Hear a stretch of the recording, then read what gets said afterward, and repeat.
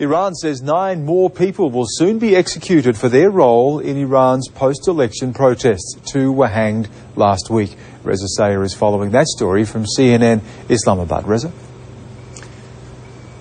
Stan, it is very likely that the statement today out of Tehran has everything to do with a big day coming up, February 11th, the big anniversary of the Islamic Revolution back in 1979. The opposition movement has once again called for widespread protest. This could be a message by Iran's hardline leaders that if you come out and protest again, there could be a steep price to pay. Let's tell you what we have out of Tehran today. Iranian officials saying they will hang 9 more individuals very soon for what they call their alleged involvement in the post-elections unrest. This according to state-run media in Iran. Of course, last week 2 people were already hanged in Iran. 37-year-old Mohammad Ali Zamani and 20-year-old Arash Rahmanipour. CNN spoke with Rahmanipour's attorney last week, and she told us, look, these 2 individuals were arrested 2 months before the elections, but for some reason they were tried along with post-election protesters.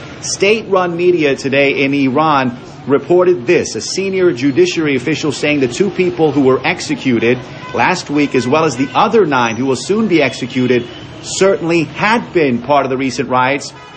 Each had belonged to an anti-revolutionary group, had aspired to sow dissent and to uproot the regime. Again, the lawyer for Mr. Rahmanipour, who was executed last week, flatly denies these allegations. Of course, Saturday you had Iran put on trial 16 other individuals who were allegedly involved in the last set of widespread protests in Tehran on December 27th.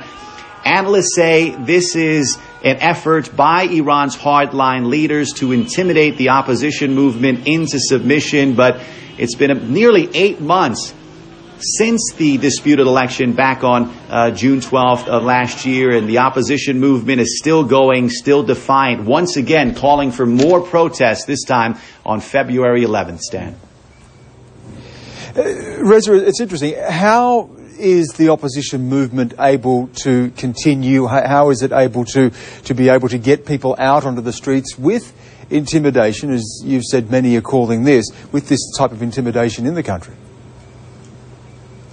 Yeah, that's what's been extremely remarkable about this opposition movement. Without a dynamic and clear leader, they've been able to come out despite repeated, often brutal, sometimes deadly crackdowns by the government. And one way to effectively gauge the momentum of this opposition movement is to look at their ability to target these major holidays where there are government-sanctioned events, and they come out and essentially hijack the event and make their voices heard. February 11th is another one of those days coming up in 9 days. Today on his website, opposition leader Mir Hossein Mousavi once again called for people to come out and protest, and that again, Stan, sets the stage for what could be another violent face-off between Iran's regime and security forces and the opposition movement. Stan?